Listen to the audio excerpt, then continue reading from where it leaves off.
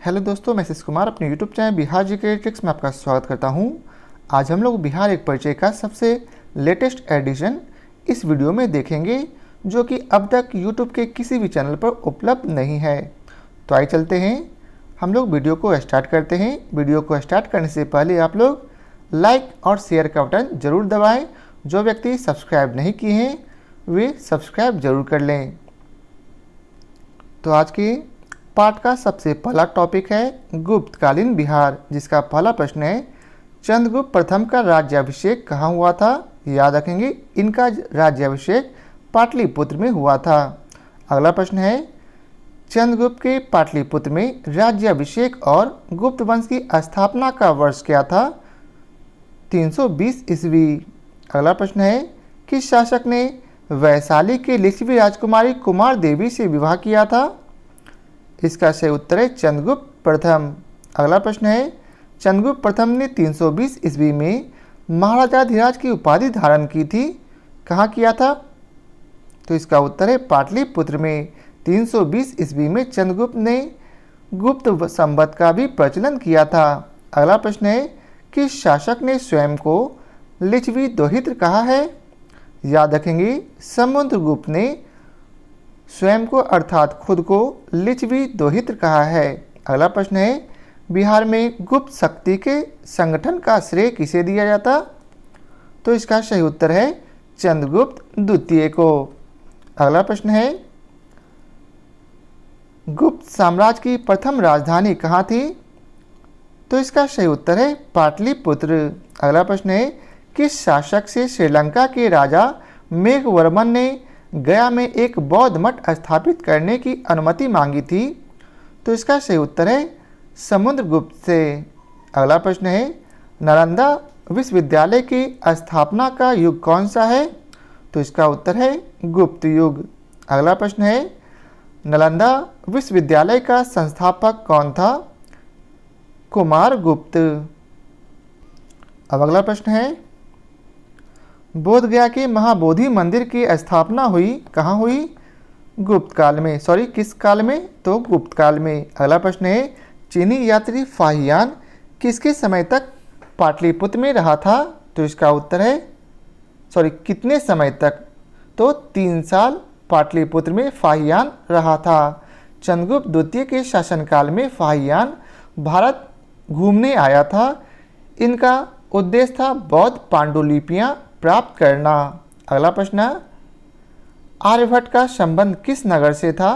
याद रखेंगे, आर्यभट्ट का संबंध पाटलिपुत्र से था। अगला प्रश्न है गुप्त काल की एक सुंदर कार्तिकेय की मूर्ति किस जिले से में प्राप्त हुई है। तो शाहाबाद में। अगला प्रश्न है बिहार में 7.5 फीट ऊंची बुद्धदेव की एक पीतल की मूर्ति कहाँ से प्राप्त हुई। तो सुल्तानगंज से। अगला प्रश्न है राजगीर के मणिनाग मंदिर में पत्थर पर खोदे हुए गणेश, विष्णु तथा नाग नागिनों के चित्र हैं, यह किस काल के हैं। तो यह गुप्त काल के हैं। अगला प्रश्न है राजगृह में स्थित जरासंध की बैठक का निर्माण किस काल में हुआ माना जाता है। तो इसका उत्तर है गुप्त काल में। अगला प्रश्न है तीरभुक्ति अर्थात आधुनिक दरभंगा का राज्यपाल कौन था। याद रखेंगे, गोविंद गुप्त। गोविंद गुप्त चंद्रगुप्त द्वितीय का छोटा पुत्र था। अगला प्रश्न है बिहार में बौद्ध विहार का प्राचीनतम केंद्र था। तो इसका उत्तर है नालंदा। अगला प्रश्न है नालंदा विश्वविद्यालय किस लिए प्रसिद्ध था। इसका उत्तर है बौद्ध धर्म दर्शन के लिए। अब अगला प्रश्न है नालंदा में अवस्थित भारतीय विश्वविद्यालयों में फाहियान किसके शासन के दौरान आया था। याद रखेंगे, चंद्रगुप्त विक्रमादित्य के। अगला प्रश्न है किसने यह वर्णन किया है कि मध्य भारत के सभी देशों में मगध देशों में सर्वाधिक नगर थे। धनपतियों ने यहाँ चिकित्सालय बनवाए थे जहाँ रोगियों को मुफ्त भोजन तथा दवाएं दी जाती थी। तो किसने कहा। फाहियान ने। अगला प्रश्न है गुप्त संवत का आरंभ कब हुआ था। 320 ईस्वी में। अगला प्रश्न है, निम्नलिखित शासकों में से किसे भारत का नेपोलियन कहा जाता है? समुद्रगुप्त को। अगला प्रश्न है, सौराष्ट्र और मालवा क्षेत्र की विजय किस गुप्त सम्राट ने की? तो इसका उत्तर है चंद्रगुप्त द्वितीय विक्रमादित्य। अगला प्रश्न है, प्रयाग प्रशस्ति का रचयिता कौन था? हरिसेन। अगला प्रश्न है, किस गुप्त सम्राट ने दक्षिण भारत में सफल सैनिक अभियान किए थे? तो इसका उत्तर है समुद्रगुप्त ने। अगला प्रश्न है, प्रयाग प्रशस्ति में किस सम्राट के विजय अभियानों की चर्चा है? तो इसका उत्तर है समुद्रगुप्त की। अगला प्रश्न है, गुप्त साम्राज्य के पतन के क्या कारण थे? तो याद रखेंगे, गुप्त साम्राज्य के पतन के कारण हुनों के आक्रमण, प्रशासन का सामंती स्वरूप और कमजोर शासक, अर्थात इसका ऑप्शन सी सही है। अगला प्रश्न है, मगध पर मिहिर कुल का आक्रमण किस शासक के समय में हुआ था? तो इसका उत्तर है नरसिंह गुप्त के समय में।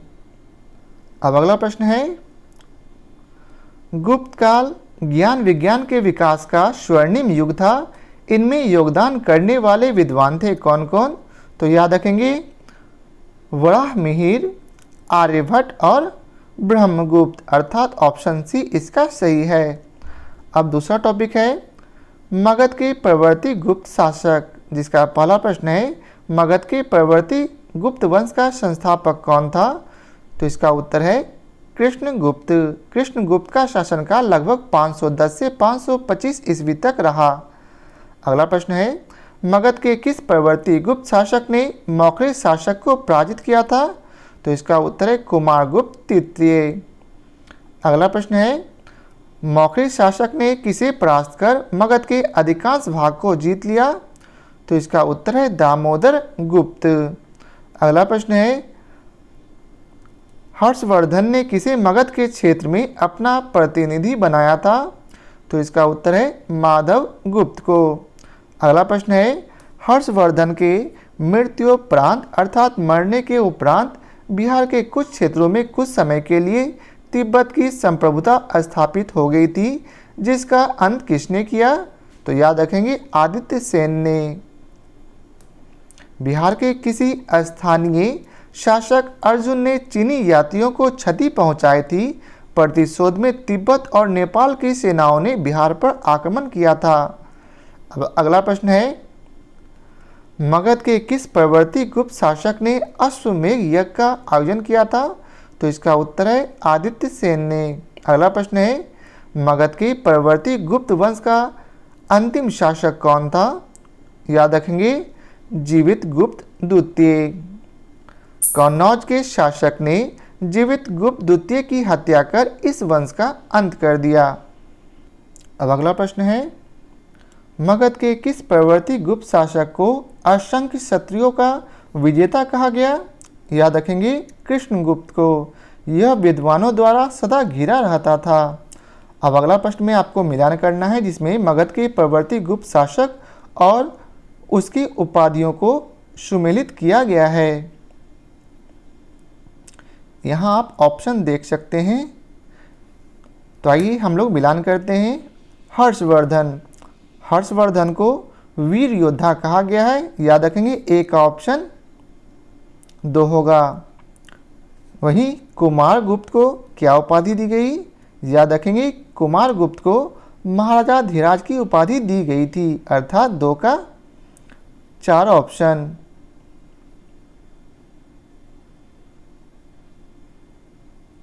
फिर जीवित गुप्त को क्या उपाधि दिया गया था? जीवित गुप्त को राजाओं के सिरमौर अर्थात क्षितिज चूड़ामणि का उपाधि प्रदान किया गया था। तो इससे आप लोग पता कर सकते हैं ऑप्शन सी जो है इसका सही है। अब अगला प्रश्न है, मगध के किस प्रवर्ती गुप्त सम्राट के बारे में कहा गया है कि उसने समुद्र तट तथा हिमालय के शत्रुओं को जीता था? तो इसका सही उत्तर है जीवित गुप्त। अगला प्रश्न है, हर्षवर्धन के मृत्यु के बाद मगध के अंतर्गत एक विस्तृत साम्राज्य स्थापित करने वाला प्रथम शासक था? आदित्य सेन। अगला प्रश्न है, मगध के किस परवर्ती गुप्त सम्राट के शासनकाल में चीनी राजदूत वांग हुएन त से भारत की यात्रा की? याद रखेंगे आदित्य सेन। अब अगला प्रश्न है, मगध के परवर्ती गुप्त शासकों का सही क्रम क्या है? तो इसका सही उत्तर है ऑप्शन बी कुमारगुप्त, हर्षगुप्त, जीवितगुप्त, कुमारगुप्त, दामोदर गुप्त, महासेन गुप्त, देवगुप्त, माधवगुप्त और लास्ट में आदित्य सेन। अब अगला प्रश्न है, अगला प्रश्न आपको गुप्तोत्तर युग और बिहार से है, जिसका पहला प्रश्न है, चीनी यात्री इति संग बिहार का भ्रमण लगभग किस वर्ष में किया था? याद रखेंगे 673 ईस्वी में। इति संग ने लगभग 675 ईस्वी से लगातार 10 वर्षों तक नालंदा विश्वविद्यालय में शिक्षा प्राप्त की थी। अगला प्रश्न है, हर्षवर्धन के समय में बिहार राज्य में कौन सा विश्वविद्यालय प्रसिद्ध था? तो इसका सही उत्तर है नालंदा विश्वविद्यालय। अगला प्रश्न है, चीनी यात्री हुएनसांग ने किस विश्वविद्यालय में अध्ययन किया था? इसका सही उत्तर है नालंदा विश्वविद्यालय में। हुएनसांग ने नालंदा विश्वविद्यालय में 635 से 640 यानी 5 वर्षों तक अध्ययन किया था। अगला प्रश्न है, हुएनसांग ने पाटलिपुत्र की यात्रा किस वर्ष में की? तो इसका सही उत्तर है सन 635 ईस्वी में। अगला प्रश्न है, बोधगया के महाबोधि वृक्ष को क्षति पहुंचाने वाला शासक कौन था? इसका सही उत्तर है शशांक। शशांक बंगाल का शासक था जो क्रूर एवं धर्मार्थ था। अब है पालकालीन बिहार से संबंधित प्रश्न, जिसका पहला प्रश्न है, उदंतपुर शिक्षा केंद्र निम्न में से किस राज्य में अवस्थित है? तो यह जो है बिहार में अवस्थित है। अगला प्रश्न है, पाल वंश के संस्थापक कौन है? याद रखेंगे पाल वंश के संस्थापक गोपाल है। अगला प्रश्न इसका विस्तार क्या है? गोपाल का शासनकाल 750 से 720 ईस्वी अर्थात 20 वर्षों का रहा था। अगला प्रश्न है, विक्रमशिला विश्वविद्यालय का संस्थापक कौन है? याद रखेंगे धर्मपाल। धर्मपाल का शासनकाल 770 से 810 ईस्वी तक था अर्थात 40 वर्षों का था। अगला प्रश्न है, विक्रमशिला विश्वविद्यालय की स्थापना किस वंश के शासनकाल में किया गया था? तो इसका सही उत्तर है पाल वंश के शासनकाल में। अब अगला प्रश्न है, आधुनिक बिहार के किस जिले में विक्रमशिला विश्वविद्यालय स्थित था? तो भागलपुर में। यह भागलपुर पाथर घाट में स्थित है। अगला प्रश्न है, नालंदा महाविहार को आर्थिक अनुदान देने वाला शासक कौन था? याद रखेंगे हर्ष, धर्मपाल एवं देवपाल अर्थात ऑप्शन ए इसका सही है। अगला प्रश्न है, मुंगेर को अपनी राजधानी बनाने वाला पाल शासक कौन था? इसका सही उत्तर है देवपाल। अगला प्रश्न है, पाल शासकों द्वारा बौद्ध धर्म के किस संप्रदाय को विशेष प्रोत्साहन दिया गया था? तो इसका सही उत्तर है महायान संप्रदाय को। अगला प्रश्न है, किस शासक के काल में शैलेंद्र वंश के शासक ने नालंदा में एक बौद्ध मठ का स्थापना करवाया था? तो इसका सही उत्तर है देवपाल। इसके लिए देवपाल ने 5 गांव दान के रूप में दिए थे। अगला प्रश्न है, नालंदा विश्वविद्यालय के खर्च के लिए किसने 200 गांवों को दान में दिया? तो इसका सही उत्तर है धर्मपाल ने। अगला प्रश्न है, किस शासक ने उदंतपुरी, जो कि वर्तमान में बिहार शरीफ में है, में बौद्ध विहार की स्थापना करवाया था? तो इसका उत्तर है गोपाल।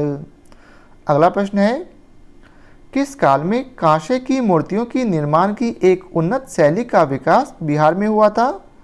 तो इसका सही उत्तर है पाल युग में।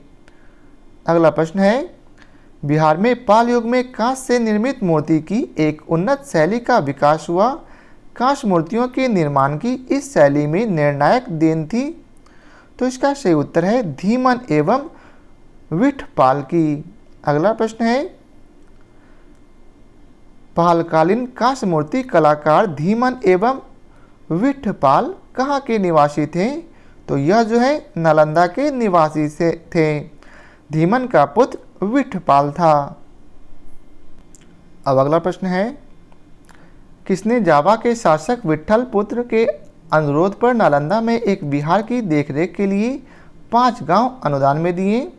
तो इसका सही उत्तर है देवपाल। अगला प्रश्न है, बौद्ध विद्वानों में शांत रक्षित और आतिश दीपंकर किस काल में तिब्बत गए थे? तो यह जो है पाल काल में तिब्बत गए थे। अगला प्रश्न है, बिहार में पाल काल में संबंधित कौन सा कथन सत्य है? तो इसका सही उत्तर है ऑप्शन सी, अर्थात पाल शासक वर्णाश्रम धर्म के पालन के खिलाफ थे। पाल शासक बौद्ध थे और ये ख्याल रखते थे कि लोग वर्णाश्रम धर्म का पालन करें। अब अगला प्रश्न है, स्वर्ण भूमि का वह राजा कौन था जिसने नालंदा में एक बौद्ध विहार की स्थापना की थी तथा उसके रख रखाव के लिए अपने दूत द्वारा देवपाल से 5 गांव दान में देने के लिए प्रार्थना की थी? तो इसका सही उत्तर है बालपुत्र देव ने। किसने? बालपुत्र देव ने।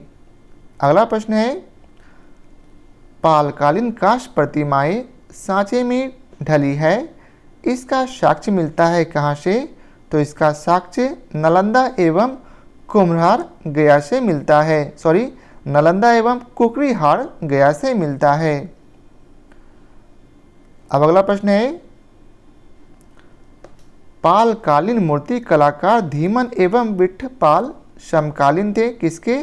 तो इसका सही उत्तर है धर्मपाल एवं देवपाल के। अब अगला प्रश्न है, चित्रित पांडुलिपि अष्टसहस्रिक प्रज्ञा परिमित और पंचरक्ष किस युग के हैं? तो यह जो है पाल युग के हैं।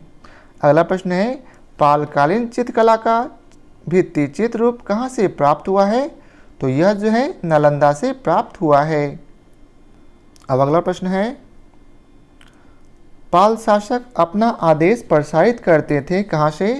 तो इसका उत्तर है पाटलिपुत्र से। अगला प्रश्न है, पाल काल में श्रीनगर भुक्ति कहा जाता था किसको? तो इसका सही उत्तर है मगध को। संभवतः अंग पुंडवर्धन भुक्ति थे। अगला प्रश्न है, देवपाल की अनुमति से सुमात्रा के राजा बलदेव पुत्र ने कहाँ विदेशी विद्यार्थियों के लिए छात्रावास का निर्माण करवाया था? तो इसका सही उत्तर है नालंदा में। कहाँ? नालंदा में। अब है मिथिला के कर्नाट शासक से संबंधित प्रश्न, जिसका पहला प्रश्न है,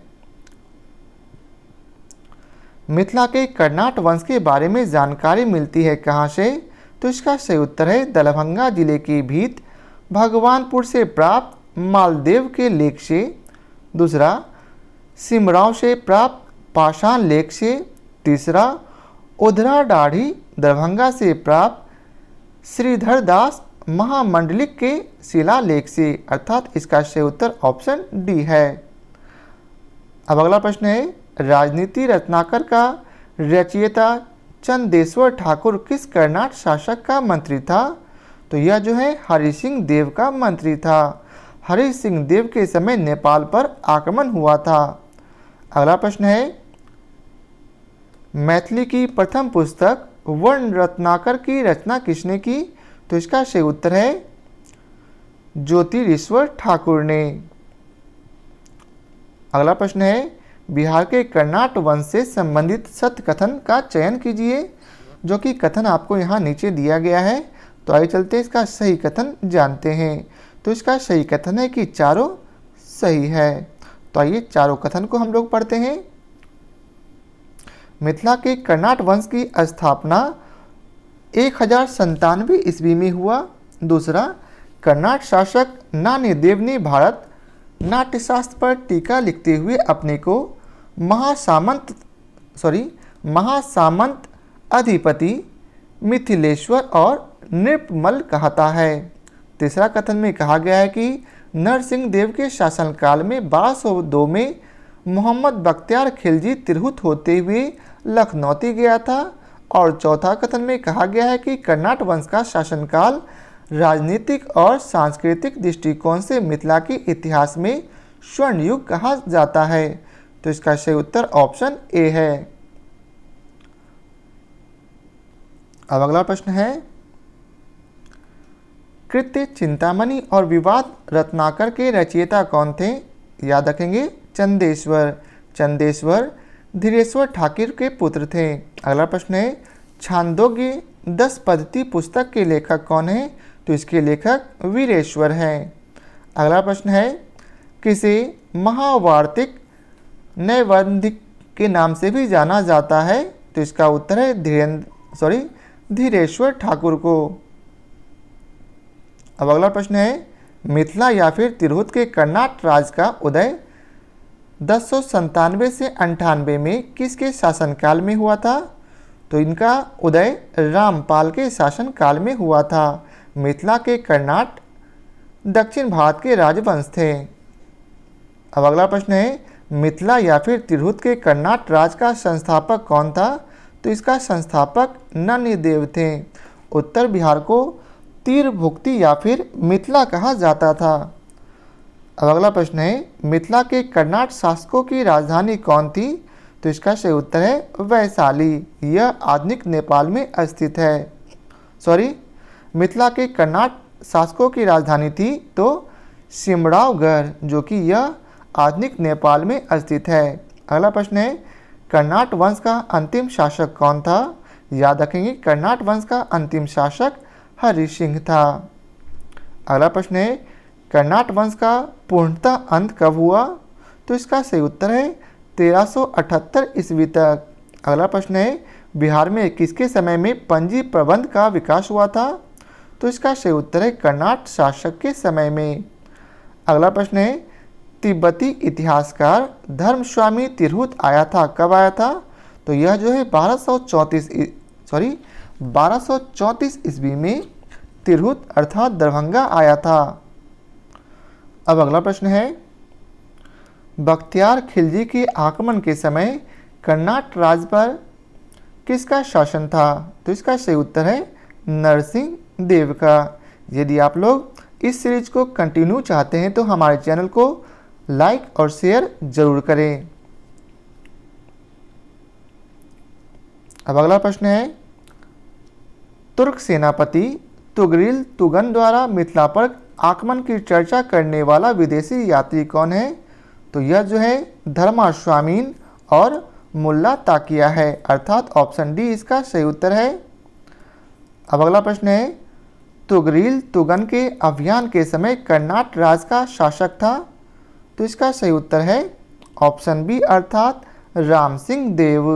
अब अगला प्रश्न है कर्नाट शासकों में कौन एक महान समाज सुधारक था? याद रखेंगे हरि सिंह देव। अब अगला प्रश्न है पंजी प्रबंध मिथिला क्षेत्र में किसके शासनकाल में मुख्य रूप से विकसित हुआ था? तो यह जो है हरि सिंह देव के शासनकाल में विकसित हुआ था। तो आज हम लोगों ने प्राचीन बिहार के सभी प्रश्नों को कंप्लीट कर लिया है। नेक्स्ट वीडियो में हम लोग मध्यकालीन बिहार के सभी प्रश्नों को देखेंगे। तो आशा करता हूँ आप लोगों को हमारा वीडियो पसंद आया हो। यदि आप लोगों को हमारा यह वीडियो पसंद आया हो तो इसे लाइक और शेयर ज़रूर करें और फिर मिलते हैं इसके अगले पार्ट मध्यकालीन बिहार से संबंधित प्रश्नों में। तो आज के लिए बहुत बहुत धन्यवाद।